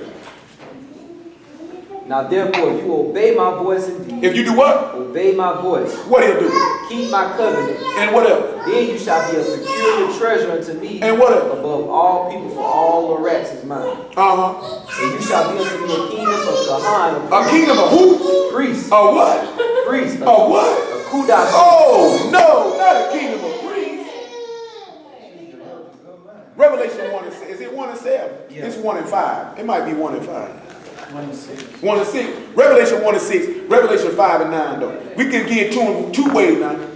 You can sit there and lie on Paul talking about Paul pulled that out of his butthole. Did we read that came out Yahuwah mouth? Somebody going to hell. 1 and 6. And have made us kings and priests. Made us what? Have made us kings. Give me and verse priests. photo. Matter of fact, give me verse photo. See what he's saying verse photo. Let's see what he say about that. Yehukanan to the 7 churches which are in Asia, grace be unto you and peace from him which is, and which was, and which is to come. Go ahead. And from the 7 Ruachs which are before his throne. So 7 ruachs we know are understanding, wisdom, all that, the fear of Yahuwah, all that encompassing that. They had understanding, they had no cut them locks out your head, boy. Samson had locks. You're not Samson. Solomon had locks. What that got to do with me? What did Yahuwah say? He say if you a priest, cut your hair. You can't turn around and say you joined the Yahuwah. You can't say you got that man ruach and you ain't gonna cut your hair. Because then you ain't joined to him, then you ain't gonna cut your hair. So I mean you going to hell. Come on, why? Because you just disobeyed the law. During that time, Solomon and no one priest yet. He wasn't a priest at all, right? Hey, And from Yahushua Mashiach, who is the faithful witness and the first begotten of the dead, and the prince of the kings of the earth, unto him that loved us and washed us from our sins in his own blood, and has made us Made us kings what? and priests. Made us what? Have made us kings and priests That's tight. unto Elohim and his Father. To him be esteemed and dominion forever and ever. Revelation So 5 be and it. 9.